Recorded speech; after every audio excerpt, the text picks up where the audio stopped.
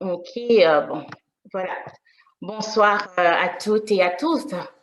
Bienvenue au webinaire de Leading Lady Canada, intitulé L'intégration des migrants francophones noirs en Ontario. Donc, nous espérons que ces webinaires répondra à toutes vos attentes. Donc, je m'appelle Marie-Ange Ahifo et je suis la fondatrice et présidente des Leading Ladies Canada. Donc, je vais juste parler un peu de notre organisation. Donc, Leading Ladies Canada est une organisation non gouvernementale à but non lucratif créée dans le but de promouvoir les femmes et jeunes filles noires canadiennes. Notre organisation vise la promotion de la femme, l'implication de femmes dans la prise de décision, la formation, le leadership et l'entrepreneuriat féminin. Donc, premièrement, je veux prendre ce moment pour dire merci d'être venu en si grand nombre. Donc, priez de noter que vous êtes tous sous mode sourdique ou sous mode mute. Donc, pour que tout le monde puisse bien entendre sans bruit et interruption. Avant de clôturer, bien sûr, avant de clôturer notre webinaire, nous aurons une séance de questions-réponses. Alors, pour poser une question, vous pouvez cliquer sur l'icône du petit bonhomme, je pense, qui agite la main dans le coin droit de votre écran. Lorsque votre curseur est sur l'icône, le message « Participer » apparaîtra, je pense bien. Donc, après avoir cliqué sur l'icône, vous serez amené à un nouvel écran. Entrez alors votre question et vous pourrez appuyer sur « Soumettre », puis le panéliste vont pouvoir répondre aux questions. Donc, débutons maintenant avec notre sujet, l'intégration des migrants francophones noirs en Ontario. Ce sujet me tient à cœur parce que je suis moi-même une femme noire et francophone d'origine congolaise. Ma famille et moi avons immigré ici au Canada il y a maintenant 25 ans. Donc, j'ai vécu au Canada pendant plusieurs années dans la province de l'Ontario, à Ottawa, ainsi qu'à Sudbury. J'ai aussi vécu au Nouveau-Brunswick, à Moncton. Donc, depuis ma jeunesse jusqu'à présent, je trouve que la femme noire et la femme francophone a beaucoup de la difficulté dans notre société canadienne. Donc, je peux dire par mon expérience personnelle que nous sommes marginalisés. Donc, il faut souvent travailler 2 fois plus que les autres pour faire sa place. Donc, en tant que femme noire francophone, nous sommes victimes des doubles discriminations, si je peux le mettre dans ces termes. Donc, la conversation de l'intégration de Noirs n'est pas nouvelle en soi, mais là où notre webinaire est différent, c'est que nous allons parler spécifiquement des réalités des vies des femmes migrantes noires francophones en Ontario. Une province majoritairement anglophone, comme on le sait bien. Donc, ce que l'on entend par migrante, comme on a mis dans notre sujet, c'est toute femme qui vient s'installer en Ontario pour des raisons économiques ou d'autres. Alors, voilà un peu mon petite introduction. Donc, on va commencer. Sans tarder, j'aimerais vous introduire à notre première panéliste, Christine. Christine, bonsoir Christine. Bonsoir Marie-Ange, comment ça va? Oui, ça va bien. Je t'entends vraiment bas. Si tu peux monter un peu le volume. Est-ce que c'est mieux? Vous m'entendez mieux? Est-ce que c'est mieux là? OK, là maintenant c'est mieux.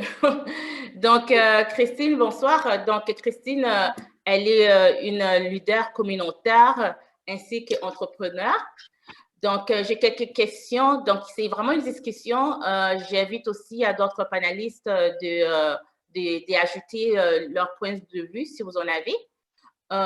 Christine, première question pour toi, ça sera vraiment en tant qu'entrepreneur et leader communautaire, pouvez-vous nous donner un aperçu de votre parcours au Canada et de votre intégration en Ontario? Et après, j'aimerais savoir, en vous basant sur votre expérience, pouvez-vous nous dire pourquoi les femmes noires francophones immigrantes ont-elles des difficultés à s'intégrer en Ontario? Et notre troisième question sera, les femmes noires bien intégrées, comme nous en tant qu'elles, ont une responsabilité envers le nouvel arrivant.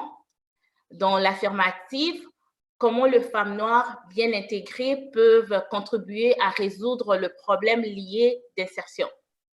Et la dernière question pour toi, ça sera notre accent qui devrait être la source de notre fierté.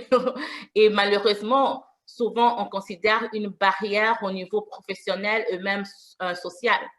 Donc, pourriez-vous nous donner des exemples de comment vous aviez pu surmonter ce genre de discrimination dans votre lieu de travail?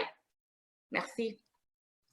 Merci, ce sont beaucoup de questions, mais je vais commencer par la première et je suis désolée, je l'ai dit tout à l'heure, malheureusement, je vais devoir y aller 7h30, je vais dire 7h35, parce que j'ai eu un autre engagement. Je siège sur le comité de l'association des Canadian Black Chamber of Commerce, la chambre noire de commerce du Canada.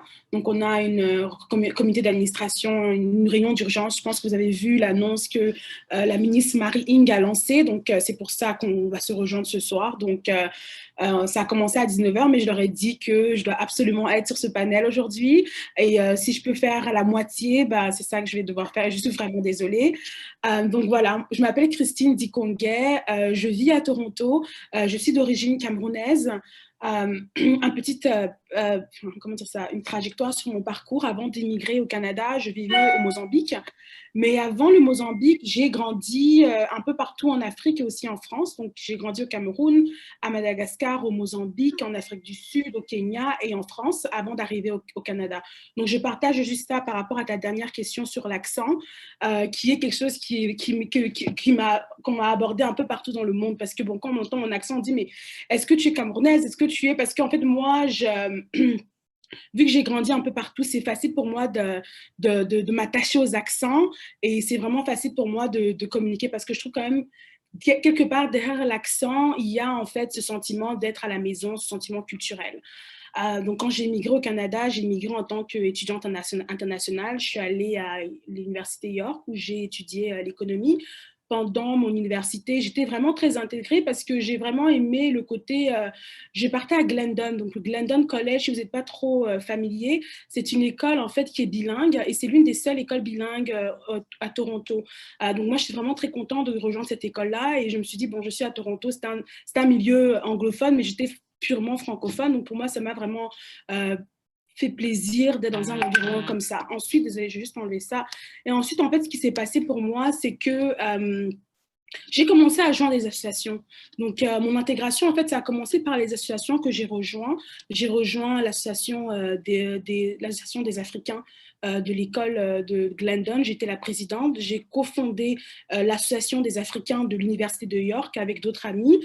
Et après ça, j'ai aussi fondé l'association des francophones du collège Glendon. Et en fait, je partage ça pour vraiment dire que si tu es une nouvelle femme francophone et si peut-être tu n'as pas d'emploi et tu te dis, mais comment est-ce que je vais faire pour m'intégrer, je vous conseille vraiment de rejoindre, que ce soit Leading Ladies of Ottawa, vous demandez à Marie-Ange, j'ai adoré ton événement, comment est-ce que je peux faire pour vraiment rejoindre ta mission parce que j'ai envie de faire quelque chose. Et moi, je vous dis parce que c'est un peu comme ça que j'ai commencé, parce qu'en aidant en fait les autres personnes à réaliser leurs projets, quelque part, au fait, tu t'actualises et ça te permet aussi à toi de croire en tes propres projets et dire que voilà, comme j'ai pu aider Marie-Ange à la réalisation de cette conférence-là, peut-être que je peux aussi organiser une conférence pour moi. Donc, c'est un peu comme ça que j'ai commencé. Après ça, j'ai rejoint...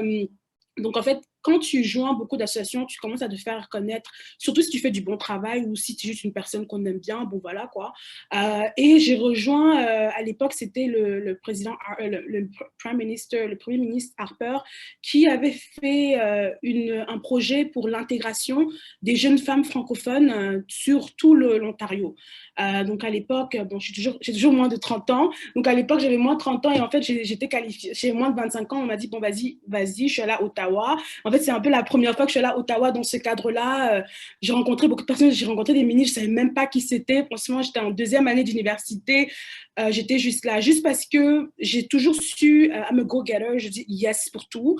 Quand tu viens d'arriver, c'est important de montrer que tu es disponible. Quand on te demande de faire quelque chose, qu'on t'invite quelque part, de toute façon, tu n'as rien. C'est pas comme si tu as plein de choses à faire. C'est important de se montrer disponible parce que tu ne sais jamais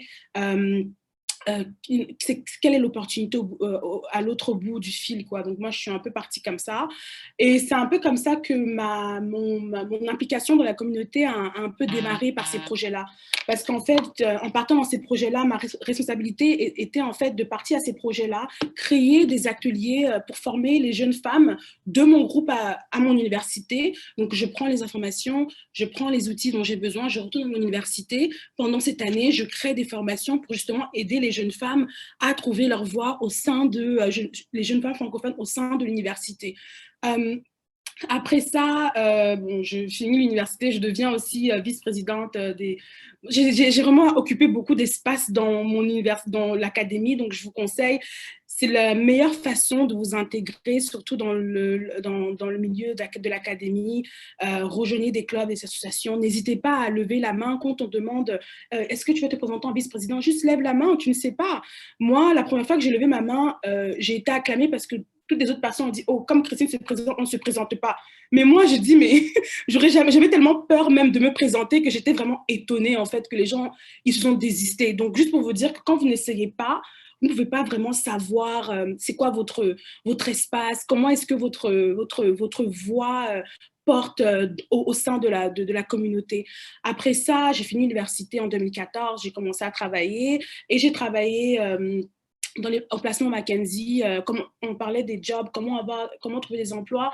Je pense aussi que en tant que francophone, c'est très dur de partir au-delà de call center. Et ça, c'est quelque chose que à Toronto, moi, je défends, je combats pour vraiment s'assurer à ce que les francophones puissent s'épanouir dans d'autres métiers autres que agents de communication. Je trouve que c'est un très bon métier pour commencer, mais je trouve que c'est aussi important qu'on puisse trouver notre voie autre part. Et quand j'ai commencé dans cet espace-là, j'ai eu beaucoup d'amis qui se sont sentis un peu trapped, enfermés dans ce type de rôle. Et pour moi, en fait, c'était vraiment important de commencer. J'ai commencé en tant qu'agent de communication, mais je me suis donné une deadline.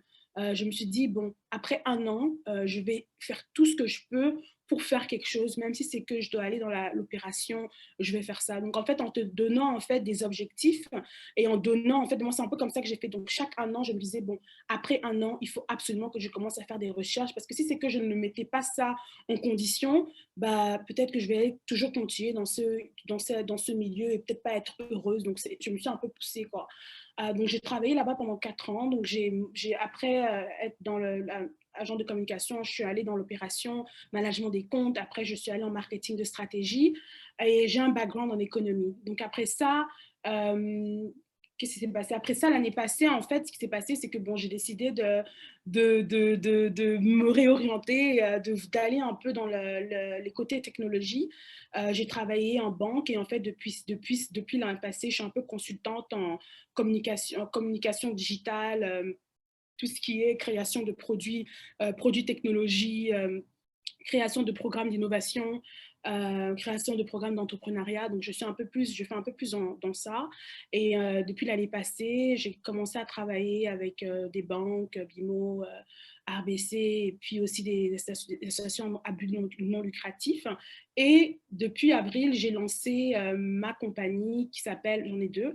Donc la première, c'est ma compagnie de consultation qui s'appelle Nanuric, et la deuxième s'appelle Africa Hacks. Et Africa Hacks, en fait, c'est une plateforme qui permet aux jeunes personnes d'ascendance africaine de pouvoir se connecter, de transformer leurs idées en projets entrepreneurial, et aussi à rejoindre des compétitions d'innovation, comme on en a une qui est en train d'arriver la semaine prochaine. On t'invite à découvrir de nouvelles technologies et à créer un produit par des blockchains, l'intelligence artificielle, et toutes ces technologies émergentes. Donc, c'est un peu là où je suis présentement en termes de mon parcours, et je siège sur plusieurs comités, l'Association des Nations Unies du Canada et l'association Canadian Black Chamber of Commerce, la Chambre de commerce noire du Canada. Et voilà, c'est un peu ça à côté de mon parcours et mon intégration. Comme je l'ai dit tout à l'heure, ça s'est vraiment passé à travers les associations. La deuxième question que tu avais, c'est intégration. Comment est-ce que, comment est-ce que les femmes francophones la difficulté au niveau de l'intégration. Moi, je trouve en fait que si c'est qu'on se dit que c'est difficile de s'intégrer, ça va être difficile de s'intégrer. Donc, c'est un peu comme ça. Moi, je trouve que c'est un peu plus dans la mentalité et comment, en fait, comment est-ce que les gens pensent. Parce que quand moi, j'ai déménagé au Canada, j'avais 19 ans. Je venais juste d'avoir 19 ans. Je n'avais pas mes parents, j'avais personne. J'aurais pu aller à Montréal parce que j'ai de la famille à Montréal, mais j'ai décidé d'aller à Toronto parce que je connaissais personne. Ma mère m'a dit, mais t'es folle, Christine. Mes parents m'ont dit, mais Christine, tu es folle, mais qu'est-ce qui t'arrive? J'ai dit, non, laissez-moi, je ne veux pas. En fait, à l'époque, c'est que je ne voulais pas avoir vous savez, les gens, les tatas, les tontons qui ont commencé à venir me, oh Christine, je les adore, mes tontons et mes tatas, mais je voulais en fait avoir mon moment à moi, ma manière de m'intégrer. Et je vous avoue que les premiers mois, je pleurais. Hein. Ma mère m'appelait, maman, qu'est-ce qui se passe? J'en peux plus. Elle dit, ma pauvre fille, ma pauvre fille. Mais je pleurais, hein, c'est la vérité. Donc, mais après, je me suis dit, est-ce que je vais continuer à pleurer ou je vais faire quelque chose à propos de ça? Et c'est comme ça, en fait, que j'ai commencé à joindre des associations. Je dis, bon, je ne vais pas rester dans ma chambre pleurer comme ça, là, je vais aller trouver des associations comme ça. Je pense à autre chose, je vais faire autre chose que juste pleurer dans ma chambre parce que je suis au bout du rouleau. Donc, c'est un peu comme ça. Je me suis vraiment poussée moi-même parce que vraiment, moi, je pleurais tout le temps. Je voulais rentrer chez moi. Et d'ailleurs, ma mère, quand elle me parle, elle me dit, mais Christine, j'arrive pas à y croire que toi, tes premiers mois au Canada, tu pleurais. Mais maintenant, tu es là, Canada, tu es là partout. Donc, vraiment, j'encourage vraiment les jeunes femmes à foncer d'elles-mêmes et de ne pas attendre que quelqu'un vienne vous aider parce que, en fait, votre avenir vous appartient, il est à vous. Allez chercher les informations dans les associations comme Leading Ladies Ottawa, mais après, à la fin de la journée, Marion ne va pas être là tout le temps avec vous, mais vous pouvez trouver d'autres objectifs, d'autres projets, parler avec elle si elle est intéressée à faire peut-être du partenariat. Donc, c'est un peu comme ça. La troisième question que tu avais, c'est comment peut-on montrer comment des femmes comme nous, Yvette, Bettina et toi-même, comment est-ce que, selon moi, comment est-ce que des femmes comme nous, je pense que c'est en faisant des conférences comme celles qu'on fait aujourd'hui, en nous rendant disponibles. C'est pour ça, comme je l'ai dit, au lieu d'annuler aujourd'hui, j'ai dit non, il fallait absolument que je vienne parce que quand j'ai dit je vais venir, je vais venir. Donc, c'est en faisant des actions comme ça, en rejoignant des communications, des conférences comme ça et en partageant en fait nos petits moments de vulnérabilité, comme je l'ai partagé tout à l'heure, que moi je pleurais, vous voyez. Mais je trouve que c'est en faisant des trucs comme ça que les jeunes femmes vont voir, pas forcément, je n'ai pas l'aspiration de donner l'exemple parce qu'on est toutes des femmes différentes et on a toutes des exemples à donner à chacune d'entre nous, mais je pense quand même qu'il y a quelque chose quand même à voir derrière, qu'il y a quelque chose à voir derrière le parcours de qui on est. Et moi, comment j'ai fait ça, c'est que je suis allée sur LinkedIn. Première astuce, LinkedIn, c'est votre ami. Vous allez sur LinkedIn, vous faites votre page. Si c'est que votre page n'a pas les informations nécessaires, si vous voyez par exemple que Yvette ou bien Bettina ou bien Christine, vous voyez nos pages, je dis, oh, Christine siège à la Jeune Chambre de commerce, Yvette siège à la je pense que c'est GCI, vous vous dites, mais comment est-ce que je peux faire ça? Vous allez voir Marie-Ange, je dis, bon, Marie-Ange, là, bon, quand est-ce que tu auras les nominations pour ton board? Vous vous demandez, moi, c'est ce que je faisais, je demandais, j'attendais un an, je partais demander à toutes les organisations avec lesquelles j'ai travaillé, je partais les voir et demander, est-ce que je peux rejoindre votre organisation? Est-ce que je peux rejoindre en tant que volontaire? Parce que, faut pas se mentir, hein, tout, on crée, on build, on construit en fait l'image qu'on a aujourd'hui et on a tous commencé comme vous. Donc c'est un peu ça que j'aimerais partager. En fait, on a tous commencé comme vous et je pense que c'est important d'aspirer et inspirer à être comme d'autres personnes et c'est tout à fait normal. Après, tu as parlé d'accent. Bon, pour moi, quand je parle, j'ai tellement d'accents. Je veux commencer à apprendre l'accent québécois, l'accent français, l'accent... Pour moi, je m'en fous. Franchement, mon accent, si quelqu'un ne comprend pas, je répète. Si tu ne comprends pas, je répète encore. Comme je l'ai dit, j'ai vécu dans tellement de pays que pour moi, quand on commence à dire, oh, but your accent, and so what? Like, je parle français, je parle anglais, je parle lingala, je parle douala, tu vois, je parle d'autres langues. Et moi, en fait, je retrouve en fait de confort sur ma culture, hein, et je prends du temps à expliquer. Quand on me dit, ah, mais ton accent, il vient d'où? Ah, mais je te dis, j'ai pas honte de cacher d'où je viens. Je vais te dire exactement, je suis une jeune fille du Cameroun, de Douala. Mais l'accent que je parle, c'est Douala. L'accent que tu entends, c'est l'accent de l'Afrique centrale. Donc pour moi, je conseille pas en fait les gens de se cacher derrière qui ils sont, mais mon conseil c'est vraiment d'être qui vous pensez, like walk in who you are, like be confident, d'être confiant de votre culture, de qui vous êtes et aussi votre nom. Parfois quelqu'un me demande mais pour qui tu te prends? Et j'ai toujours que je me prends pour Christine Zikonga, je me prends pas pour quelqu'un d'autre. Je me prends pour Christine Zikonga et ça c'est le message que j'aimerais laisser en fait à tout le monde. Et je pense que j'ai expiré mes 10 minutes. Voilà. Sincèrement, en nutshell. Non, Ouais. c'est super. Merci beaucoup. Je sais que tu as vraiment eu ton temps et puis c'est le temps que tu nous quittes aussi bientôt. Mais je veux juste dire que j'adore juste le fait que tu as cet enthousiasme, cette ouverture. Et puis, ma question vraiment, juste pour englober tout, je sais que tu as parlé beaucoup des associations. Tu as vraiment mis ça sur point que les gens puissent demander au niveau des associations, de conférences, faire partir de ça. Mais pour une personne qui est introvertie, comme, quel conseil que tu donneras à un jeune pour commencer à aller et puis chercher et puis ne pas être gêné, avoir cette confidence-là? Très intéressant. En fait, quand je le dis, je pense que tout le monde va rigoler, me dire, mais non, tu blagues. Mais en fait, je suis quelqu'un d'intro. Je suis quelqu'un d'introvert. Je suis introvert. Je suis un peu. Tu vois, tu Non, mais non. Ça n'a pas l'air du tout. Non, non, attends.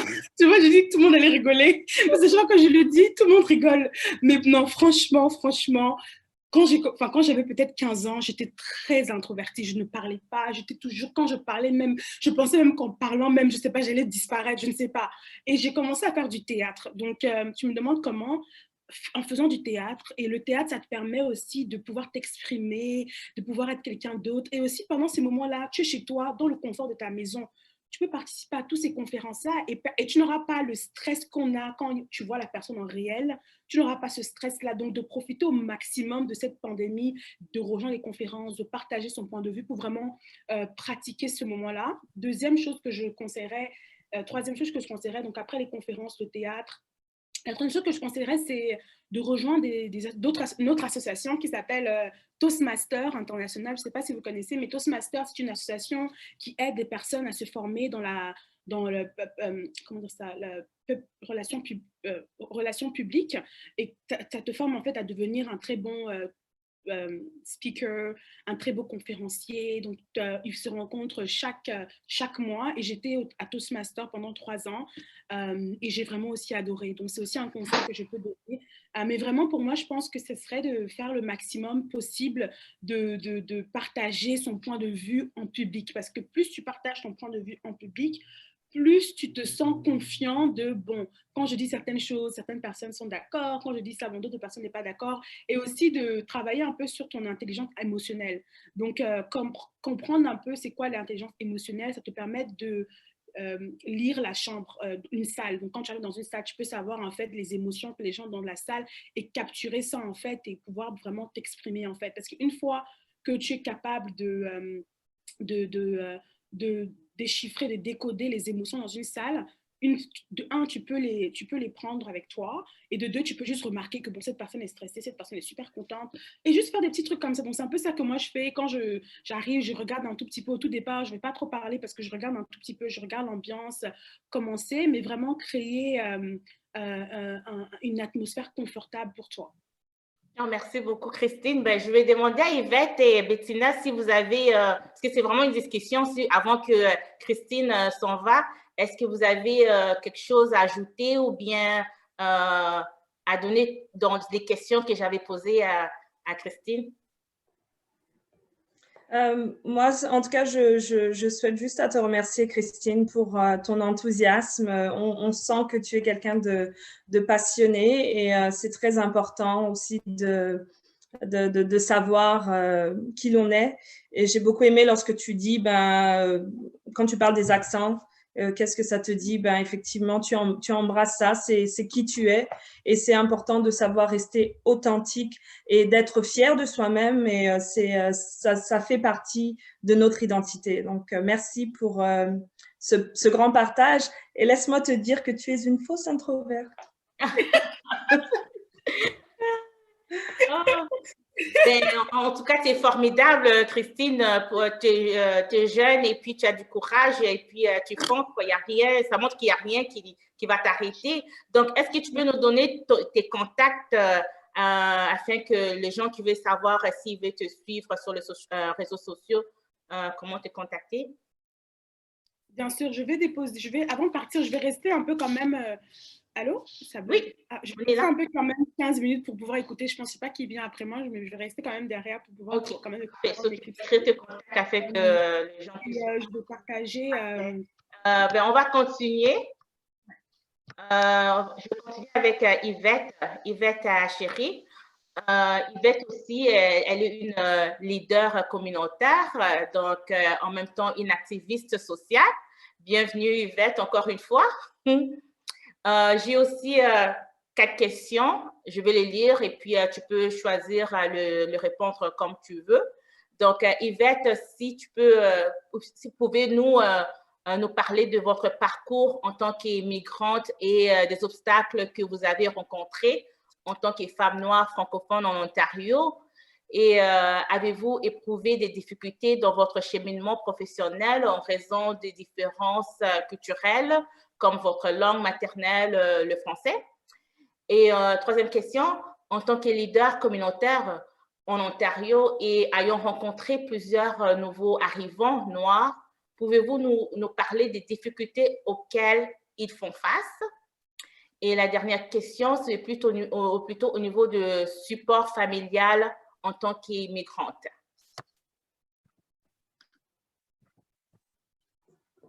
Merci Marie-Ange, bonsoir tout le monde. Donc, je m'appelle Yvette Yende Acheri, je suis canadienne d'origine congolaise. Moi, je suis née au Congo. J'ai vécu longuement en France avant de venir ici au Canada pour des raisons d'amour. C'est l'amour qui m'a amenée au Canada. Un jour, un jeune homme m'a demandé ma main et j'ai dit oui. Alors, je suis maman de deux petites filles de 9 ans et 10 ans. Alors, en ce qui concerne mon parcours, je dirais, ça a été un parcours, d'abord, je voudrais parler le fait de quitter, je suis quelqu'un de très, très famille, donc j'ai dû quitter ma famille, les repères que j'avais, et ça a été difficile pour moi, en tout cas, même si je venais rejoindre mon mari, j'ai trouvé que c'était une période assez difficile pour moi parce que j'avais pas mes sœurs, j'avais pas ma mère, mon père à côté, puis on est très, très liés. Mais dans ça, je pense que étant quelqu'un de social et puis surtout activiste, comme je l'ai toujours été depuis mon plus jeune âge, la manière que j'ai trouvé justement à pouvoir pallier à cela, c'était de rester moi-même et puis d'aller vers les autres. c'est important lorsque on arrive dans un nouveau pays. Les premières choses qui nous viennent, c'est « Oh, mais je connais personne, je ne sais pas où aller, mais comment je peux faire ci, comment je peux faire ça ?» Eh bien, la meilleure manière de connaître, apprendre et de se faire connaître, c'est d'aller vers les gens.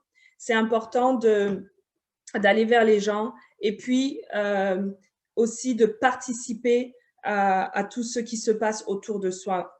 Alors, mon intégration, elle a été rapide, je dirais. J'ai pris peut-être, une année, enfin, j'ai immigré en 2009. J'ai pris peut-être jusqu'à 2011, le temps que ma première fille grandisse un peu. Et puis, j'ai commencé à travailler tout de suite. Donc, j'ai eu un emploi très rapidement. C'était à l'hôpital Montfort lorsque je suis arrivée. Et ma francophonie, en fait, c'est ce qui m'a aidée. De ce côté-là, ma francophonie, je dirais, m'a beaucoup aidée dans mon parcours. Ça n'a pas été un obstacle. Cependant, ce n'est pas le cas pour tout le monde. C'est pas le cas pour tout le monde. Et je savais aussi parler anglais, donc j'avais déjà le bilinguisme avec moi. Et donc, ça a été vraiment une richesse ou un plus pour pouvoir avancer et puis être là où je suis aujourd'hui. Et ce qu'a dit Christine en ce qui concerne les associations, les organismes, j'ai eu le même parcours où dès 2011, j'ai fondé la Jeune Chambre internationale d'Ottawa, qui est un organisme mondial de jeunes citoyens actifs. Et cet organisme-là, finalement, parce que je le connaissais déjà depuis la France, ici, il avait existé, mais était en friche, étant donné qu'il y a un âge donc de 18 à 40 ans, et puis ceux qui étaient là avant avaient déjà age out, comme on dit, là, à 40 ans, ils ne pouvaient plus servir. Cependant, c'est à partir de cela, en fait, et surtout mon engagement contre la lutte pour la violence faite aux femmes. D'ailleurs, nous sommes dans cette phase des 16 jours d'activisme contre la violence faite aux femmes. Et pour tous ceux qui nous suivent, je ne pourrais pas parler sans partager à quel point il est important que nous continuions à lutter contre la violence faite aux femmes, aussi bien la violence conjugale ou la violence sexuelle, la violence verbale. Toute forme de violence n'est pas tolérable et nous devons les dénoncer. Alors, au travers de tous mes différents engagements, j'ai cheminé en fait à me faire connaître au sein de la communauté à travers les différents organismes qui partagent les mêmes intérêts. Mais également, je travaille actuellement à Patrimoine Canada, mais avant cela, j'ai travaillé avec l'ancien juge de la Cour suprême, Michel Bassarache. Et je pense que pour que je puisse me retrouver là, eh bien, ça a été vraiment le travail que j'ai fait dans la communauté qui m'a permis de me retrouver à cette place que je trouve vraiment un grand privilège parce que j'ai beaucoup appris dans cette profession. L'autre question. En tant que leader communautaire en Ontario, ayant rencontré plusieurs nouveaux arrivants noirs, pouvez-vous nous parler des difficultés auxquelles ils font face? Alors oui, il y a encore, tout n'est pas rose et je voudrais mettre le point sur le fait qu'il y a encore beaucoup de racisme, il y a encore beaucoup de discrimination. Et puis, l'accès au travail, c'est ce qui est l'accès au travail, l'accès au logement équitable. Ce sont vraiment les enjeux qui touchent les immigrants noirs et je dirais aussi femmes. Parce que nous, non seulement une femme, en tant que femme, comme tu l'as dit tout à l'heure, Marie-Ange, nous sommes doublement discriminées, femmes noires, ensuite femmes francophones, donc j'ai connu beaucoup de femmes pour qui, lorsqu'elles qu'elles soient au gouvernement ou bien qu'elles soient dans une organisation quelconque, le challenge, c'est qu'elles n'arrivent pas à passer un certain cap. Il y a ce blocage systémique qui est là, où on ne veut pas donner la place à une femme compétente, pourtant, à cause de sa couleur de peau ou tout simplement aussi parce qu'elle est francophone. Et je dirais même que la francophonie et les accents, oui, ça pose des problèmes. Parce que dépendamment d'où on immigre, il y aura bien évidemment des préjugés, il y aura encore des discriminations, comme Christine le disait tout à l'heure. Mais pour pallier à cela, c'est, comme je dis, c'est d'être soi-même, de rester authentique, de s'affirmer, d'être fier de qui l'on est. Parce que c'est ce qui fait qui nous sommes. Nous devons embrasser notre différence. Et il y a une phrase que j'aime beaucoup dire, c'est la seule chose que nous avons en commun, c'est bien notre différence. Alors, pour pouvoir soutenir les femmes francophones noires, en 2016, j'ai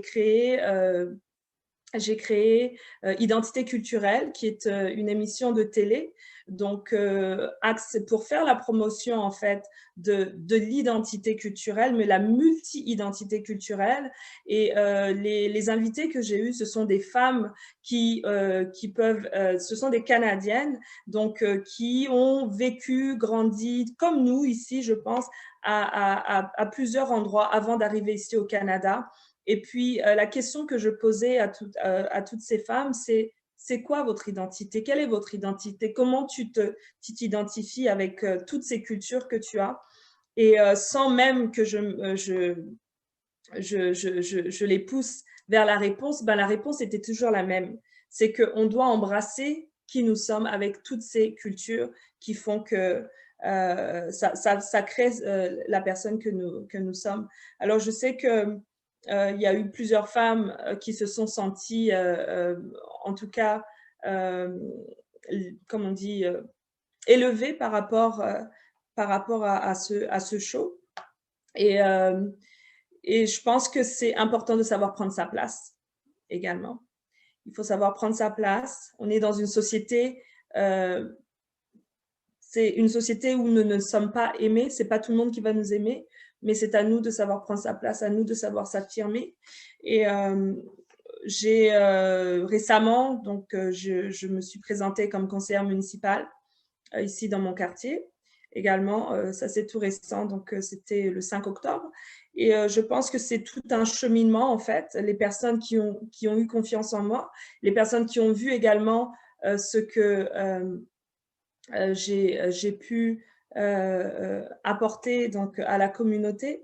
Et je pense que, comme a dit Christine, en fait, tant que tu ne te lances pas, si tu ne commences pas, eh ben, tu ne peux pas savoir ce que tu vaux. Et alors, lorsqu'on est femme noire et francophone et que nous venons avec toutes ces doubles discriminations où ce sont les autres qui nous discriminent. Pour moi, c'est une fierté, ce n'est pas un handicap du tout. Cependant, les autres vont en faire un handicap. Donc, c'est à nous de montrer, de prendre notre place, parce qu'on doit se considérer inférieur. Nous ne sommes inférieurs à personne, et nous ne sommes pas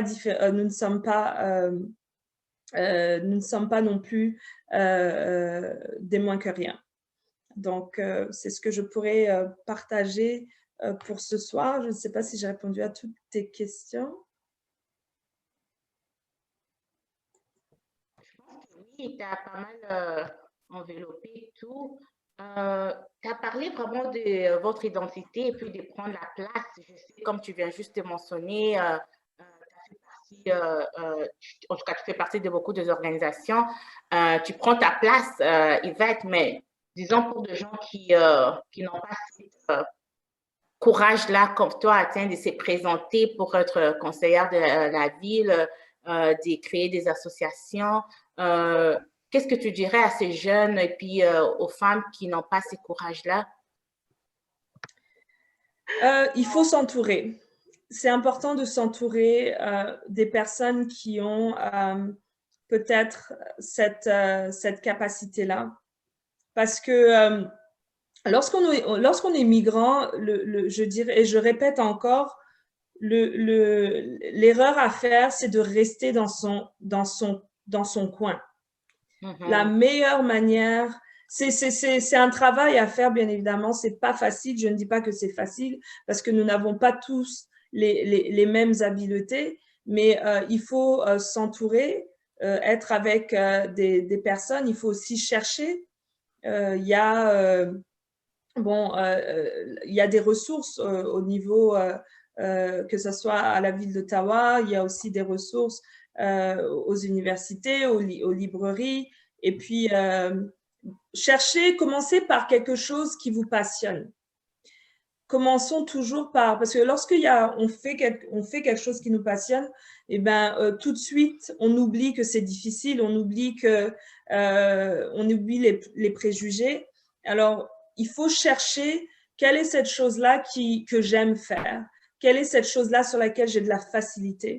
Et je dirais que c'est comme ça qu'on peut, en tout cas, surpasser l'angoisse ou la peur lorsqu'on est une personne introvertie. Oh, ben, merci, merci Yvette. J'admire toujours le courage que tu as. Tu es toujours là dans la communauté et puis ça se voit. Hein, donc, en même temps, si tu peux écrire tes coordonnées aux femmes qui aimeraient bien te demander des questions, bien savoir comment rejoindre Yvette. Donc, mais en tout cas, merci beaucoup. Je sais que tu es une combattante. T'arrêtes pas et puis je sais que dans le futur, tu vas continuer toujours à te présenter en tant que conseillère de la ville. N'abandonne pas. Merci. Donc, reste là pour des questions. Je vais continuer avec Bettina. Bettina Bélissard. Donc, bonsoir à toi. Juste une petite introduction. Donc, Bettina, c'est une directrice de l'accompagnement des femmes immigrantes de l'Ottawa. Donc, c'est AFIO. Alors, si j'ai juste aussi 3 questions pour toi, Bettina. Pouvez-vous introduire votre organisation pour ceux et celles qui ne la connaissent pas et présente quels sont les services que vous offrez? Deuxième question, quels sont le problème le plus fréquent que rencontrent les migrants francophones en Ontario? Et comment ceux-ci ont-ils un impact sur leur participation et engagement au sein de la communauté? Troisième question, quelles sont les 3 plus grandes difficultés que les femmes immigrantes que vous desservez affirment avoir rencontrées? Les difficultés sont-elles les mêmes pour les femmes noires et les femmes d'autres ethnicités? Hey, j'ai pas noté toutes les questions. Je vais aller par première question. Pouvez-vous introduire votre organisation et présenter des services que vous offrez? OK. Donc, bonsoir tout le monde. Désolée, je me suis éclipsée quelques minutes, mais je suis là. Et donc, mon nom est Bettina Bélissard. Je suis originaire d'Haïti. Je travaille à l'AFIO, à l'accompagnement des femmes immigrantes de l'Outaouais. Pour ceux qui sont plutôt anglophones, it's a network for immigrant women.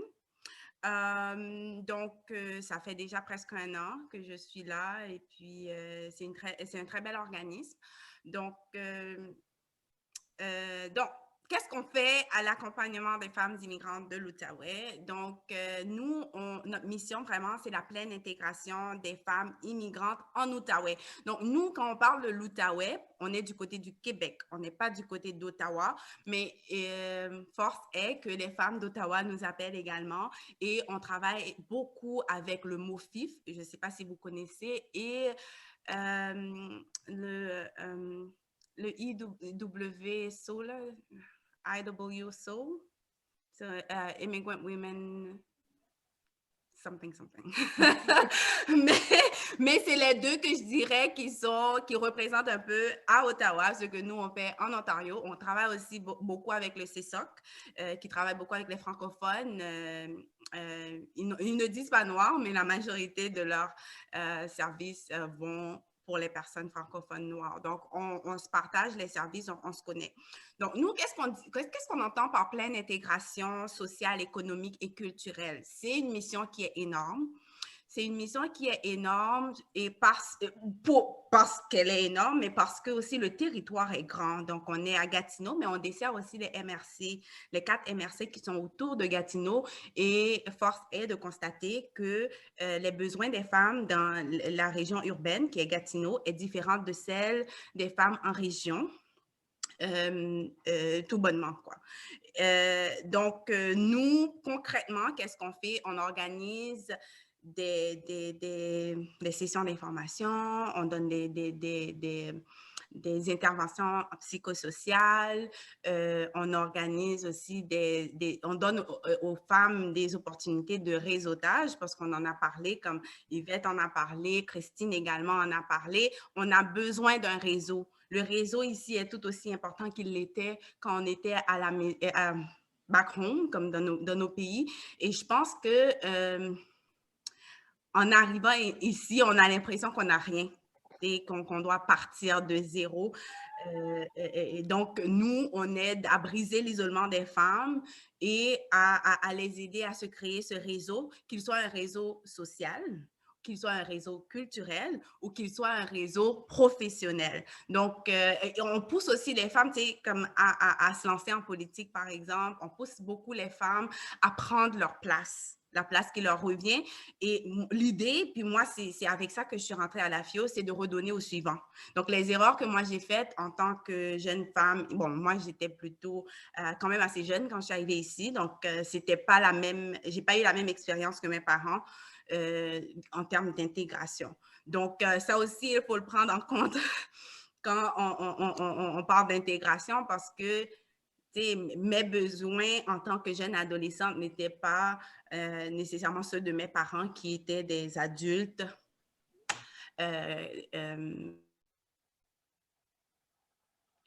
quand ils sont arrivés ici. Donc, c'est toujours difficile d'expliquer ce qu'on fait à la FIO. La façon que j'essaie toujours de le mettre, comme de façon visuelle, parce que je suis très visuelle, c'est que nous, on est la FIO au bout du tunnel avec une personne immigrante. On lui tient la main, pas trop, et il y a un tunnel, on passe à travers le tunnel avec cette personne-là, avec elle. C'est un tunnel de transformation jusqu'à la société d'accueil qui est la société québécoise. Mais en même temps, cette société québécoise-là a également besoin d'ajustement parce qu'elle est bien. On est contente d'être ici parce qu'on ne serait pas ici si on n'était pas content, mais il y a quand même des barrières et des obstacles que j'appelle des barrières naturelles qui empêchent à la personne de s'intégrer comme il faut. Puis ces barrières-là, moi, je pense que c'est notre travail de dire à la société québécoise, « Hold up! » Ça, on doit le changer, ça, on doit le changer, et voilà pourquoi on doit le changer. Donc c'est ça. Vous nous voyez le petit tunnel de transformation. Puis on transforme non seulement la personne immigrante qui a un besoin d'adaptation également, et la société québécoise. J'arrête ici, sinon je vais continuer toute la soirée. Non, mais en même temps, c'est bien parce que vous êtes en train de rentrer dans la deuxième question qui parlait de problèmes. Donc, le problème le plus fréquent que rencontrent les immigrants francophones. Donc, vous étiez en train juste de parler de tout ça en même temps. Donc, c'est ça la question numéro 2, vraiment question des problèmes les plus fréquents que rencontrent les immigrants francophones noirs et comment ceux-ci ont-ils un impact sur leur participation et engagement dans la communauté? Marie-Ange, les problèmes sont très nombreux. Les problèmes sont très nombreux, mais si je dois pointer 3 problèmes seulement, mais je dirais, je pointerais les problèmes de base qui ne sont pas nécessairement individuels, qui ne dépendent pas, seulement de la personne elle-même, parce que oui, il y a des transformations, et puis les filles avant moi, Yvette et Christine en ont parlé quand même en long, mais il y a aussi des problèmes systémiques. Donc, on parle de logement. Il y a une pénurie de logements, pas seulement à Gatineau, je pense qu'à Ottawa, on l'a aussi. On a un gros problème de rapprochement entre les propriétaires et les immigrants, parce que je vais vous expliquer, il y a un petit cercle. Donc là, j'arrive, ça fait 2 semaines que je suis ici. Je ne peux pas inscrire mon enfant à l'école parce que je n'ai pas de maison. Je n'ai pas de maison parce que je ne sais pas comment chercher une maison. Je n'ai pas de maison parce que je n'ai pas de crédit. Je n'ai pas de maison parce que je n'ai pas d'emploi. Mais oh, je ne peux pas inscrire mon enfant à l'école et puis le cercle recommence. Tu sais, mais ça arrête quand? Ça arrête quand? Puis ce qu'on voit aussi, et puis ça, je me permets de le dire parce que les gens ont témoigné. Je dis ça parce que vous êtes en train d'enregistrer. Il y a des femmes qui arrivent et qui disent « Ah oui, bon là, j'arrive, l'appartement était en ligne à 800 $, mais j'arrive parce que je suis immigrante, ils l'ont augmenté à 1200 $ et ils me demandent de payer 3 mois d'avance. » Oh là là! Mais c'est comme, non, c'est pas légal. Mais les femmes, quand elles arrivent, elles ne savent pas que c'est pas légal. Donc, elles veulent juste avoir un logement pour leurs enfants. Donc, ce qu'elles font, elles donnent l'argent. Il y en a qui sont un peu plus futés, qui vont juste acheter une maison parce qu'ils ont les moyens aussi. Mais il y en a qui vont juste payer et puis qui vont rester dans ce cercle, pour ne pas rester dans le cercle et pour essayer d'avancer. Mais ça, veut pas... déménager de son pays natal, de toutes les références qu'on a toujours connues en grandissant, c'est un traumatisme énorme. Et ça, c'est déjà une première embûche à la résilience de la personne, à la résilience de cette personne qui veut intégrer une nouvelle société. C'est une petite embûche, mais nous, on nous a appris de continuer. Donc, on persévère, mais à un moment donné, on craque. Donc, ça, c'était le logement. Le deuxième, tous les immigrants qui arrivent, avant même de descendre de l'avion, ils disent « Je veux un emploi, madame. » Mais c'est comme, là, tu arrives à l'emploi, comment tu fais pour garder l'emploi? Comment tu reconnais les différences culturelles? Comment tu reconnais cette façon de communiquer? Comment tu gardes cet emploi? Comment, déjà pour les francophones de l'Ontario et du Québec, certaines industries demandent que vous soyez bilingue. Donc, est-ce que tu vas prendre des cours d'anglais? Est-ce que tu commences à travailler? Si tu ne travailles pas, comment tu paies le loyer? Donc, encore une fois, c'est des embûches qui sont dans un cercle, mais il faut une aide, il faut une main tendue pour nous enlever de là pour pouvoir continuer. Et la troisième, et je pense que Yvette et Christine l'ont touché, c'est le réseau. Il faut un réseau. Le réseau ne fonctionne pas seulement, en tout cas, chez nous en Haïti, avoir un réseau, c'est vraiment en Haïti, si tu veux une bonne job, si tu veux rentrer à l'université, peu importe, je ne sais pas si ça a changé depuis 17 ans, mais c'est qui tu connais. Si ça a changé, c'est probablement devenu pire. Donc, et ici, c'est encore la même chose. Veut pas, oui, il y a un système de méritocratie sur papier, comme c'est un système parfait sur papier, mais dans les faits, ce qu'on voit, c'est la référence. Ce qu'on voit, c'est « Ah, OK, je rencontre un tel dans la rue, il m'aime bien. » Et moi, je le sais pertinemment, le nombre d'emplois qu'on m'a offert parce que je faisais du bénévolat. Il m'a vu, il m'a aimé et il m'a offert un emploi. Donc, c'est de trouver plusieurs façons, de développer des stratégies pour pouvoir se créer un réseau. Donc, je me suis permis, je m'excuse, mais je me suis permis d'ajouter un quatrième, qui est l'accès aux ressources. Parce que ce qui arrive, c'est qu'on arrive, on cherche d'abord notre église, puis souvent, les gens vont rester dans les églises. Et ça, c'est un problème. Je ne dis pas que ce n'est pas bien. Moi, j'ai adoré aller à l'église haïtienne, mais ce qui arrive, c'est que ces gens vous donnent de l'information qui n'est pas nécessairement à jour. Ce n'est pas mauvais, ou ils vous donnent ce que j'appelle le reflet. Donc, ils reflètent leur vie sur vous.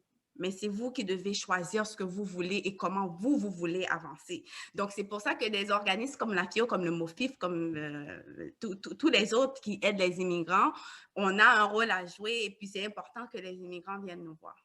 Donc, je pense que j'ai répondu à la question. Je vais m'arrêter là. Vous avez parlé de 4 problèmes, donc logement, emploi, ressources et réseau. Donc, à la même question, on aimerait savoir c'est quoi les impacts sur leur participation et engagement au sein de la communauté. Ben, l'impact est clair. Comme la personne ne peut pas performer à son top si elle a tous ces problèmes-là.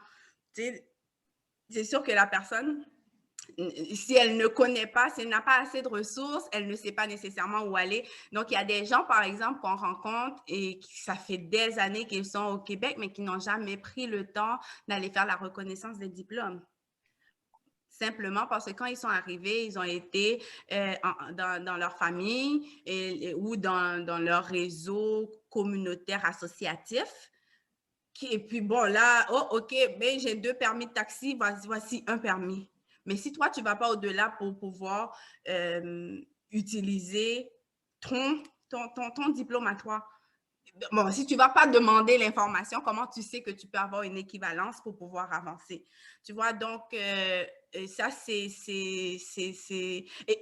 je vais ajouter à ça, je sais que je ne l'ai pas mentionné avant, mais la désillusion, tu sais, quand tu arrives, ils te disent qu'on a besoin de toi, mais ils n'ont pas dit, dépendamment de ton statut d'immigrant aussi, mais ils n'ont pas dit qu'ils ont besoin de l'expérience canadienne et que les diplômes canadiens sont mieux valorisés que les diplômes étrangers. Ça, ils ne l'ont pas dit. Donc, il y a une certaine désillusion aussi qui se fait quand on arrive ici. Et puis ça, c'est le premier choc, selon moi, le premier choc culturel, si on n'avait pas l'information avant. Donc, moi, je dis l'impact, le plus grand impact, c'est un ralentissement extraordinaire de l'intégration. De cette intégration, de cette découverte. Ben, quand tu n'as pas de réseau, tu ne découvres pas nécessairement d'autres choses. Puis là, il y a une petite chose que je suis d'accord avec Yvette qu'il faut aller vers ce qu'on aime, mais ce qui arrive, c'est que ce n'est pas les mêmes environnements. Peut-être que tu peux aussi découvrir quelque chose de nouveau que tu ne pensais pas que tu pouvais aimer. Donc, c'est ça. Bon, pour moi, vraiment, l'impact le plus grand, c'est que la personne n'arrive pas à pleinement s'intégrer parce qu'elle n'a pas tous les outils dont elle a besoin et l'entourage dont elle a besoin pour bien performer. OK, parfait. Une troisième, dernière question pour vous avant d'ouvrir le chat à tout le monde. Quelles sont les 3 plus grandes difficultés que les femmes immigrantes que vous desservez affirment avoir rencontrées? Les difficultés sont-elles les mêmes pour les femmes noires et les femmes d'autres ethnicités? Bon, là, je dirais d'emblée non.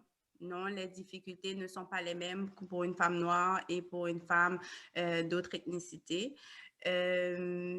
Simplement parce que la femme noire, je dirais, vit un peu plus de racisme et le bagage culturel aussi est souvent plus lourd, mais avec une bémol, hein, parce qu'il y a aussi tout le statut d'immigrant. Comme, il y a aussi le bagage de la personne, son vécu, comment ça a eu un impact sur sa vie et comment elle a géré cet impact-là.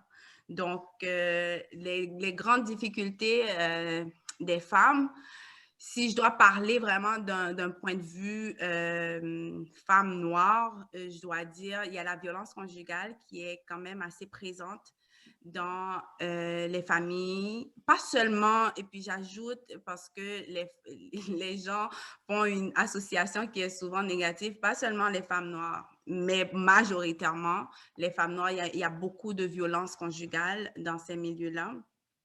Il y a aussi, des fois, ce n'est pas de la violence, mais il y a puis j'ai de la difficulté à le dire parce que je ne veux pas que ça paraisse mal, parce que ce n'est pas nécessairement mauvais, mais il crée un entourage pour elle. Ben, elle crée un entourage pour elle-même qui fait qu'elles vont rester dedans. Comme elles vont rester dans un certain réseau et elles ne vont pas étendre leur réseau. Elles vont s'occuper principalement de leur famille, mais elles ne vont pas aller chercher ailleurs.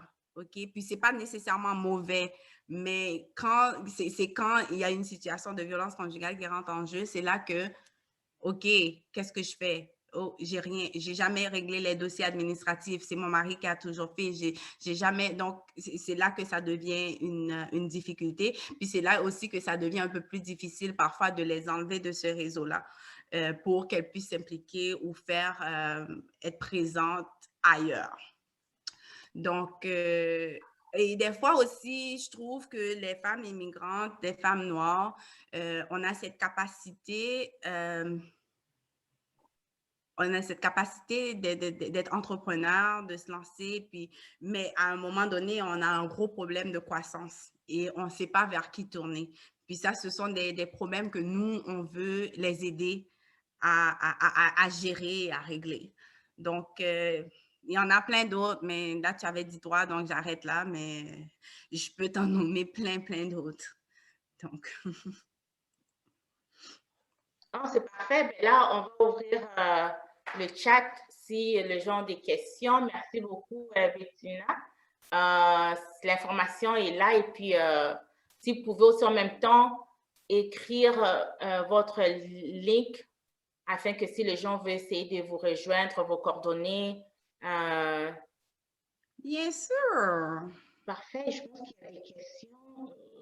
Justine, attends, je vais regarder. Comment même on regarde ce chat avec des questions.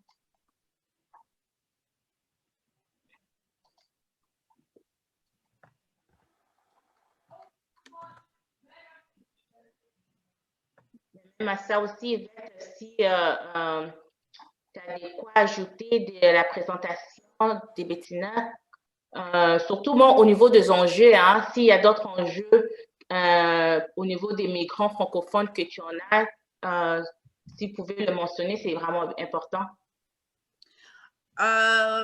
D'autres enjeux. Ben, nous, malheureusement, c'est la plupart des gens qui viennent chez nous, c'est des francophones parce qu'ils ont cette perception que tous nos services sont en français.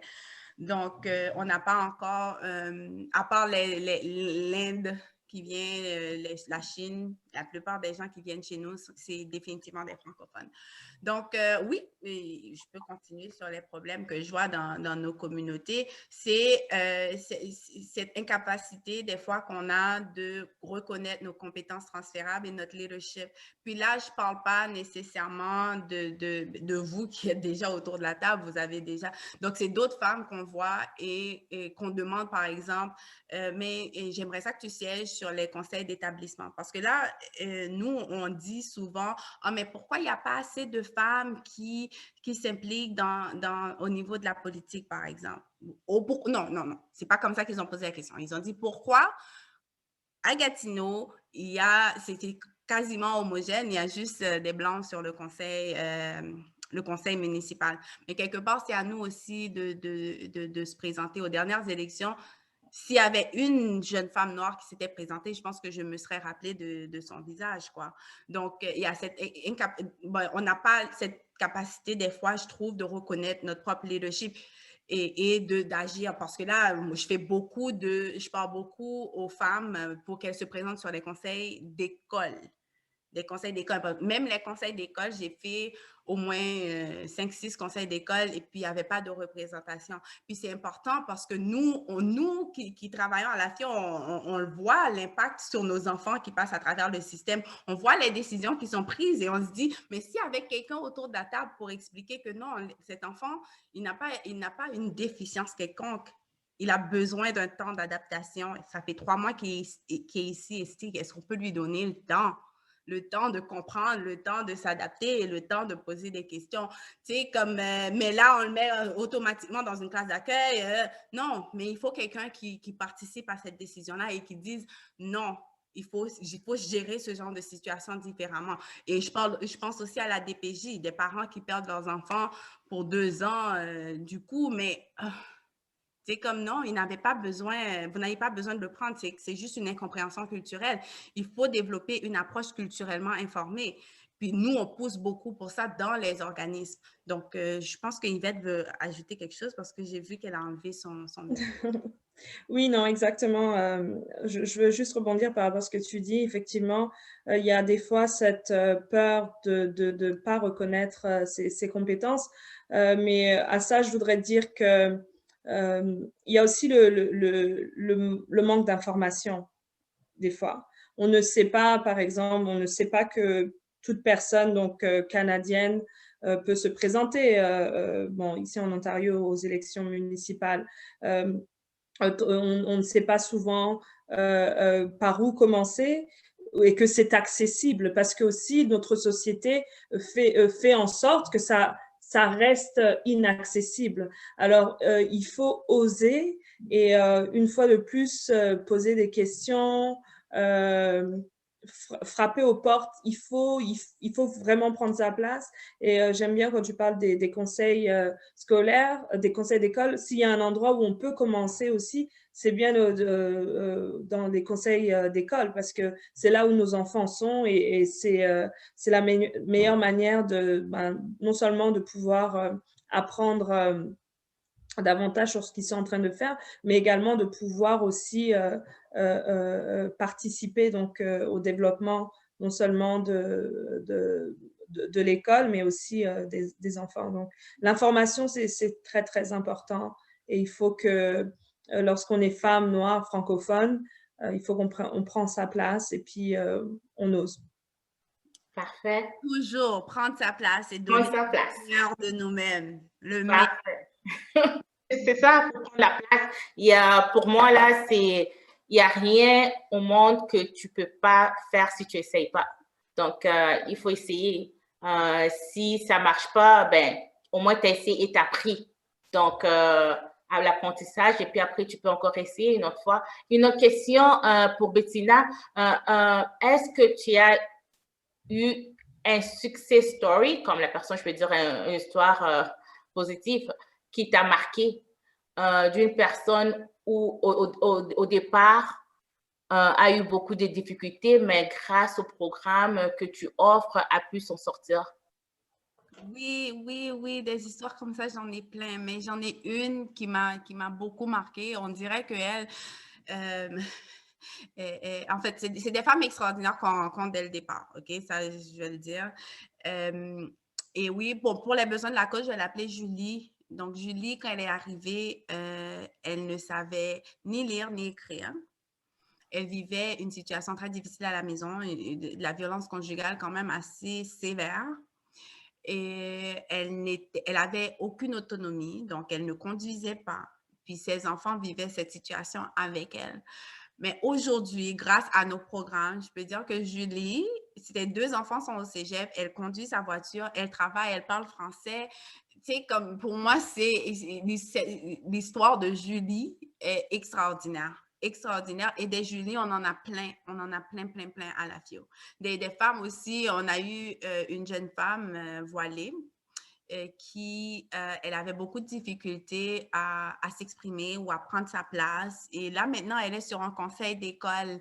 Donc, pour nous, et pour vous, peut-être que c'est des petites choses de rien. Pour moi, d'être sur un conseil d'école, c'est comme, oh, Bettina, encore Bettina. Mais quand tu vois la personne passer à travers certaines choses, certaines étapes, tu te dis, waouh, OK, elle est arrivée là. Et puis pour nous, c'est une très, très grande fierté. Donc, des histoires comme ça, on en a plein. Plein. On ne t'entend pas, Marie-Ange. OK, parfait. Je pense qu'il y a une question, Justine, sur le chat. Elle a levé sa main, donc je pense qu'elle peut parler. Justine? Ben, on va voir, je ne sais pas si elle est capable de parler ou pas. Mais il y a une autre question de Stéphanie. OK, on va. Stéphanie demande la question à Bettina et Yvette. Comment briser le silence quand à l'accès sur le marché du travail quand on est uniquement francophone à Ottawa? Parallèlement, avez-vous des suggestions quant à l'apprentissage de la langue anglaise à Ottawa pour démarrer? Y a-t-il des programmes d'aide spécifiques? Merci. Je peux répondre. Alors, effectivement, il y a un problème en ce qui concerne la francophonie et le bilinguisme. Si on parle à Ottawa qui a été proclamée ville bilingue, cependant, le problème se pose lorsqu'on est francophone et puis on n'arrive pas à trouver de l'emploi. Je pense qu'il faut s'allier avec les groupes qui existent déjà. Donc, il y a l'ACFO, il y a le CESOC, il y a tous ces groupes-là qui militent pour les droits francophones. C'est important de s'allier, mais aussi en tant que...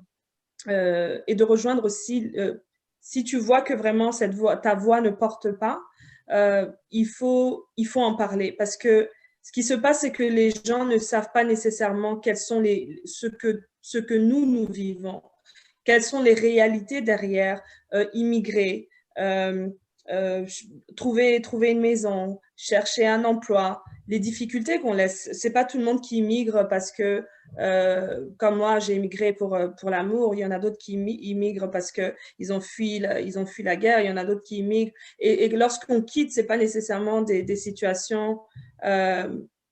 lorsque tu quittes et que tu immigres, tu étais le plus souvent, c'est que les personnes se retrouvent aussi, étaient dans des meilleurs emplois, plus stables. Alors, je pense que c'est important de rejoindre ces groupes-là, de militer ensemble, d'être solidaires et de faire entendre nos voix, de pousser jusqu'à nous obtenions le gain de cause.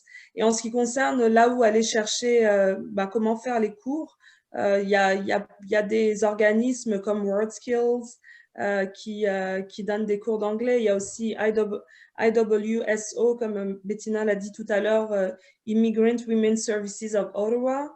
Eux aussi, ils donnent également des cours. Et puis souvent, les cours pour les personnes immigrantes, ce sont des cours qui sont gratuits. Donc, il y a aussi la ville d'Ottawa qui a aussi des programmes. Je pense que les ressources sont là, mais c'est vrai qu'il faut savoir où les trouver. Il faut vraiment, c'est pour ça que c'est important le réseau peut aider. Le réseau peut aider, mais surtout ne pas rester dans son coin. En fait, ne pas se dire que c'est pas possible, parce que c'est possible. Ok, parfait.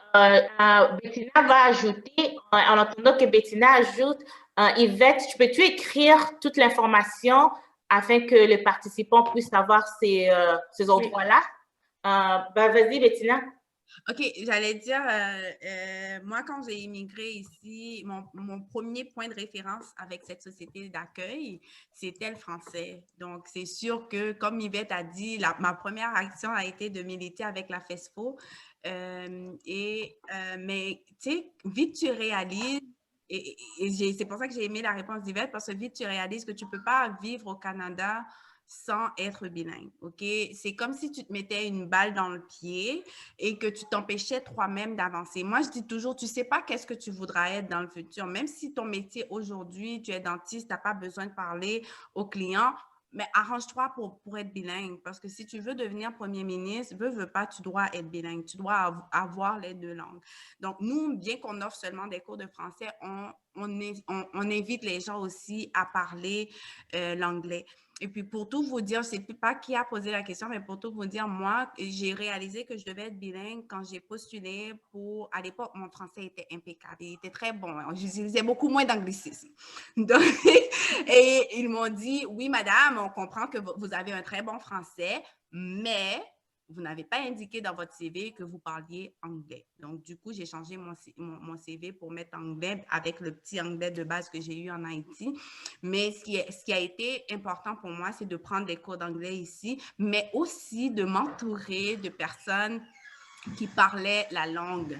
ceux qui me permettaient d'échanger et de pratiquer, d'écouter des films. C'est inconfortable, je le sais, mais plus tu vas écouter, plus ça va aller. Donc, oui, tu peux aller vers les ressources, mais à un moment donné, les ressources sont très limitées. J'ai des gens qui arrivent au dernier niveau de français, mais qui n'arrivent quand même pas à parler. Donc, il faut vraiment que toi, tu te mettes inconfortable, tu te déranges un peu dans ton confort pour pratiquer. Puis, ça a pris 2 ans, mais quand tu parles à des amis, quand tu as des amis que c'est leur langue maternelle, qui ne parlent même pas, mes amis, je me suis assurée que c'était des gens de la Barbade, parce que c'est des Caribéens comme moi, qui ne connaissaient pas un mot de français, donc c'était beaucoup plus facile de communiquer avec eux.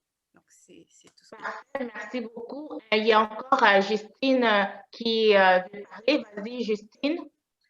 Vous m'entendez? Oui, Justine. Merci beaucoup pour l'opportunité. D'abord, j'aimerais dire un coup de chapeau aux dames pour cette conférence. C'est très intéressant, bien que j'ai commencé en retard, mais j'ai pu suivre l'intervention de Yvette, l'intervention de Bettina, et je trouve que c'est très intéressant en effet. Et moi, l'apport que je voudrais apporter ici, c'est que quand je suis immigrante aussi, je suis arrivée en 2007, et moi je dis, si on doit partager les expériences pour aider les autres, c'est que quand les femmes, quand vous quittez chez vous, quand nous quittons nos pays, nous devons avoir un objectif. On se dit, on quitte chez nous, on a un objectif, on va vivre dans un pays étranger. Mais je veux faire de ce pays étranger le mien. Donc, il faut se préparer mentalement, déjà, commencer à travailler son mental quand vous quittez de là où... Il y a des gens qui ont cette habilité de le faire, d'autres ne l'ont pas, ça je le reconnais. Et à cela, moi, j'ajoute que j'ai eu à écrire un sujet de travail lorsque j'étudiais à l'Université du Québec en Outaouais. On devait faire un sujet d'animation de groupe. Et mon sujet d'animation de groupe était le suivant, au-delà des défis. Au-delà des défis, pourquoi? Parce que je me dis, chaque fois qu'on parle des immigrants, on parle toujours en termes de défis. Les immigrants ont tel défi, les immigrants ont fait ceci, les immigrants, il y a toujours ces questions de défis. Mon principe était celui-ci. J'ai dit, c'est vrai que quand on arrive, d'abord les défis, tout le monde en connaît. Que ce soit les immigrants, que ce soit les nantis d'ici, ils font face aux défis. Ça, c'est une chose. Deuxièmement, pour nous, les immigrants, nous avons des défis, c'est vrai. Nous venons de chez nous. Il y a beaucoup de choses qu'on n'a pas. Peut-être l'éducation, pour ceux-là qui n'ont pas eu la chance d'étudier. C'est peut-être que vous arrivez, c'est la langue, le français, l'anglais, comme Bettina est en train de le dire. Peut-être que c'est le problème de leadership. C'est vrai que vous avez ces défis.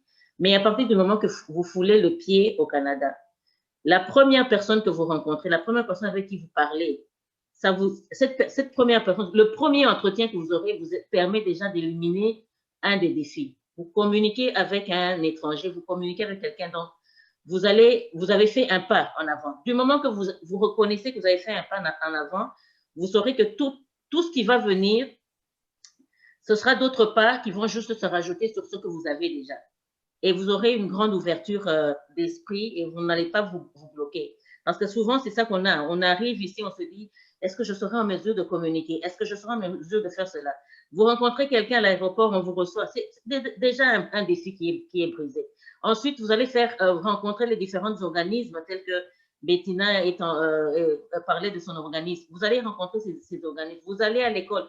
Donc, vos défis, progressivement, sont en train d'être diminués, sont en train d'être réduits. Et avec ça, déjà à l'esprit, quand vous avez ça à l'esprit, vous pouvez facilement vous intégrer dans, peu importe dans quel pays est-ce que vous vous retrouvez. C'est question de savoir, de se dire que positivement, je suis là, c'est vrai, j'ai des défis, mais des défis qui peuvent progressivement être éliminés à cause de je rencontre tel, je vais assister à un cours d'anglais, je vais participer à une conversation, je viens à une conférence comme celle-ci, parce que nous, il y a beaucoup d'immigrants qui n'aiment pas venir, qui ne veulent même pas assister à ce genre de conférence. Faire ce pas-là, c'est très important. Venir écouter l'expérience des autres, de Yvette, c'est important, ça vous nourrit. Alors, il faut que, c'est ça que je voulais dire, je voulais encourager les femmes. J'ai dit, écoutez, c'est une belle initiative, il faut le faire. Le leadership, vous l'avez. c'est question de vous dire que quand je suis une mère à la maison, comment est-ce que je me comporte? C'est du leadership que vous faites. Alors, vous transposez ce scénario de la maison dans vos communautés et vous allez voir que vous allez réussir dans la vie. Donc, c'est un peu ça que je voulais dire. En tout cas, merci beaucoup pour les organisatrices et les intervenantes. C'est très intéressant. Merci beaucoup. Merci de ta participation. Je vais prendre une dernière personne. Il y a 2 personnes qui ont levé leur main, qui veulent parler. Est-ce que tu peux juste ajouter quelque chose à Vas-y, Bettina. Ça va être 30 secondes, je promets. Écoute, moi, je trouve que Justine a mis le doigt sur quelque chose de très important, puis quelque chose que j'essaie de développer beaucoup avec d'autres intervenants du milieu, c'est la planification. J'ai rencontré un couple libanais et qui ont eu la même difficulté que tous les autres immigrants, que toutes les autres immigrants, mais la différence qui fait qu'eux, aujourd'hui, ils ont réussi et ils ont pris leur place à leur manière. Et il faut que je dise ça clairement. Et dans le sens que financièrement, ils n'ont pas de difficultés, quoi. Ils sont très, très, très aisés. Je trouve que la différence, c'était la planification. C'est avant d'arriver ici, ils avaient planifié. Ils savaient comment cette intégration allait se passer. À quel moment, est-ce qu'ils avaient besoin de l'anglais ou non pour leur métier? À quel moment ils auraient eu à refaire certains diplômes? Quelles étaient les normes au Québec et en Ontario? Parce qu'ils savaient qu'ils allaient s'installer ici pour qu'ils reprennent leur métier. Et ça, je trouve que c'est quelque chose qui manque parfois dans nos communautés où on arrive et puis ce qu'on veut, du coup, d'emblée, on veut avoir un poste. On veut avoir un poste pour travailler, pour faire rentrer de l'argent. C'est pas mauvais, mais il faut savoir aussi que ce poste est temporaire et pour combien de temps et puis c'est quoi la suite. Et ça permet aussi de diriger ton réseautage. Ça permet aussi en tout cas, moi, je trouve que c'est très, très important, ça, la planification quand on fait ce déplacement-là parce que le Canada, c'est un beau pays, mais ce n'est pas nécessairement un pays facile. C'est ça. Merci beaucoup, Bettina. Je vais prendre Lydie. Tu as une question? Non, je n'ai pas de question. Tu m'entends? Oui, on t'attend. Vous m'entendez? Oui, c'était juste pour encourager les Leading Ladies. En tout cas, j'ai eu ma part. Merci à toutes les intervenantes. J'ai eu mes takeaways. Donc, vraiment d'encourager les femmes à sortir de leur comfort zone et de vraiment sortir et pousser vraiment ses limites, quoi.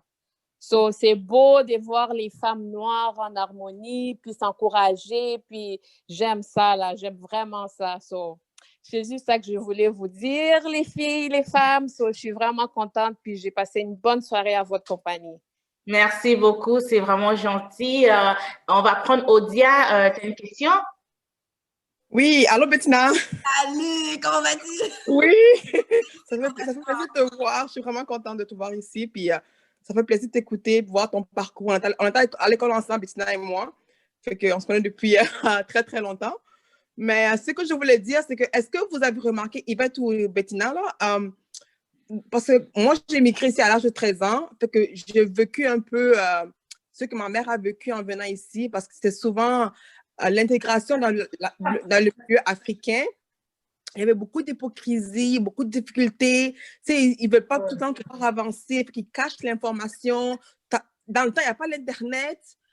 Dans le fond, c'est pour vous demander est-ce que grâce maintenant à l'Internet, l'accès à l'information, est-ce que ça aide certaines femmes à trouver qu'est-ce qu'ils ont besoin? Parce qu'avec ma mère, elle avait juste les femmes de sa communauté, puis c'était pas vraiment approchables, gentils, ils sont jaloux, ils ne veulent pas partager comment ils ont eu les choses.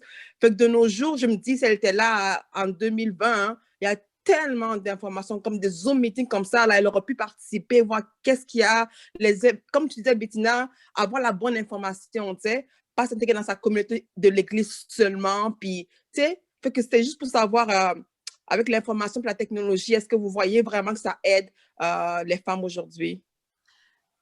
Yvette, veux-tu commencer?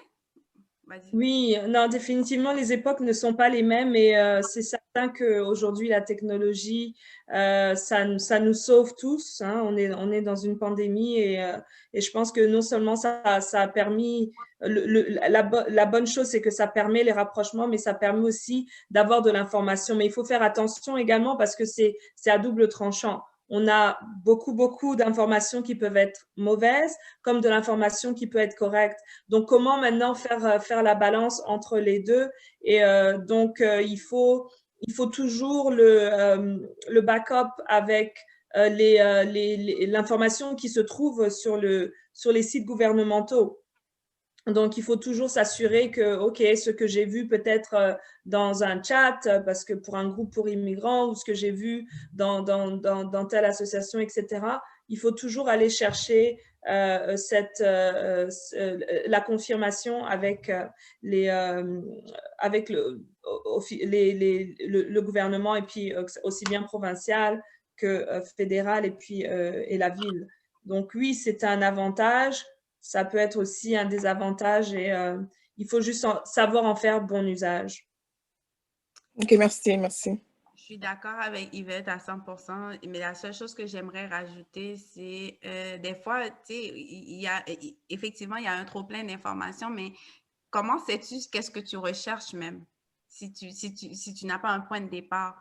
Donc, c'est pour ça, moi, je dis, oui, l'Internet, c'est bien, mais je retourne encore à l'importance d'aller dans les associations, aller voir le World Skills, aller voir EWSO, aller voir, venez à la FIO. Ben, nous, on ne peut pas vraiment aider Ottawa parce qu'on est au Québec, et le Québec, depuis la Révolution tranquille, a fait de l'immigration comme une compétence provinciale et partagée, en fait, entre le fédéral et la province. Donc, mais nous, on peut vous référer à ce qui se fait en Ontario. On va le savoir, ce qui se fait en Ontario, et puis on va vous dire, allez là. Donc, moi, je dis, c'est très important. C'est très important. Et puis, nous, ce qu'on essaie de faire, parce que comme je vous ai dit, la planification, pour moi, c'est la clé. Parce que quand le monsieur m'a raconté son parcours, parce que je trouvais qu'ils étaient bien, je trouvais la différence entre ceux qui échouaient, parce que je l'utilise avec une bémol, c'était la planification. Donc, nous, on veut déjà rentrer dans les pays du Maghreb. Le projet pilote commence au Maghreb, en fait, cet hiver même, où on va essayer, parce que je sais que le ministère de l'Immigration du Québec offre une session de pré-départ, mais les gens arrivent ici, n'ont pas eu la session de pré-départ, mais je veux qu'ils sachent déjà quel organisme existe sur le terrain et peut leur offrir de l'aide. Oui, on dit femmes parce que nos projets sont quand même assez genrés. C'est vraiment, ils sont dictés par les problèmes que vivent, les enjeux que vivent les femmes, mais c'est vraiment la famille en bout de ligne, parce que si la femme est émancipée, ça a un impact positif sur tout le monde. Donc, nous, on essaie déjà d'aller dans ces pays-là, de s'installer, et puis là, ils vont nous connaître à l'avance. Et même s'ils ne nous connaissent pas, même si en bout de ligne, ils ne deviennent pas nos clients, l'important pour nous, c'est qu'ils aient l'information avant d'arriver ici. C'est qu'ils sachent au moins à quoi s'attendre et quelles questions se poser. Donc là, il y en a une qui est arrivée, ça fait 2 mois ou 3 mois qu'elle a acheté sa maison, en fait, au mois de juin. Elle a acheté une maison, mais elle réalise que le quartier n'est pas, l'école du quartier n'est pas adéquat. C'est pas ce qu'elle aurait voulu ou qu'elle aurait souhaité pour ses enfants. Donc là, ça, c'est des informations qu'elle aurait pu avoir. L'école au Canada, c'est en fonction de ton quartier. Puis là, elle aurait pu choisir une maison dans un peut-être plus petit, mais dans un meilleur quartier pour ses enfants. Donc, c'est l'accès à l'information. Et je dis l'accès à l'information, comme Yvette a dit, de la source. Si ce n'est pas du ministère, mais donnez-le, allez chercher chez des gens qui sont affiliés au ministère et qui travaillent, c'est des partenaires des ministères comme la FIO et puis le CISOC, le World Skills, tu sais, comme IWSO. Donc, c'est ça. Parfait. Ben là, merci beaucoup les dames. On est 8h33. Donc, vas-y. Oui, je voulais juste rajouter une petite chose que je n'ai pas partagée. Lorsque j'ai entendu Bettina parler des maisons, c'est aussi important lorsqu'on arrive de savoir bâtir son crédit. Savoir bâtir son crédit, ça commence, moi j'ai eu des bels exemples d'immigrants qui au bout de 4 ans, ils ont pu s'acheter leur maison. Ça revient encore à la planification. C'est possible, savoir qu'avoir une propriété, ça rajoute en fait à notre valeur. Et puis donc c'est important de savoir bien protéger son crédit. Et puis il y a beaucoup aujourd'hui de courtiers qui aident pour savoir comment justement acheter sa première maison, investir. Alors ça, ce sont au lieu de tout le temps payer des fois des loyers. Je sais qu'il y a des immigrants qui paient des loyers et des femmes qui paient des loyers très chers, comme Bettina l'a dit. Alors, des fois, c'est mieux de mettre peut-être 1500 dans une maison qui va être pour vous que mettre 1500 chaque mois dans quelque chose qui ne va pas vous appartenir. Alors, et si vous suivez la FIO, il y a beaucoup d'ateliers sur comment acheter sa première maison. Si vous n'avez pas déjà fait. Et puis, si vous connaissez des gens qui arrivent et qui veulent suivre ce genre d'atelier, c'est vrai, Yvette, parce qu'il y a des gens qui pensent que c'est inaccessible, oh, j'aurais jamais ça. Mais non, tu peux l'avoir. Il faut juste te renseigner et savoir comment tu peux. Moi, je dis toujours, tout le monde qui passe à la FIO, c'est la prochaine élite de Gatineau. Parce que vous allez arriver là et puis nous, on vous oriente vraiment vers les ressources dont vous avez besoin pour grandir. The sky is the limit. C'est vrai, c'est vrai, c'est vrai. Je veux juste pour conclure, pour dire merci beaucoup. Donc, en gros, là, on sait que l'information, l'éducation est très important. Donc, on a parlé de ressources, on a parlé des conférences, des formations, des endroits. Donc, l'information est la clé. Et puis, être disponible. Donc, je remercie vraiment à tout le monde d'être là, de se faire disponible pour écouter à nos spécialistes dans le domaine. Donc, je suis vraiment content du temps. Et en même temps, pour dire, vous pouvez toujours, il y a l'information qui est là si vous voulez contacter Bettina, si vous voulez contacter Christine ou Yvette. Et une autre chose, parlons de la maison. Parfois, nous, le Femme Noire, on pense juste tu dois en acheter un. Non. Continue à chercher l'information. Tu peux en acheter 2 ou 3. Il n'y a pas d'arrêt. Donc, il faut toujours chercher l'information aux gens qui ont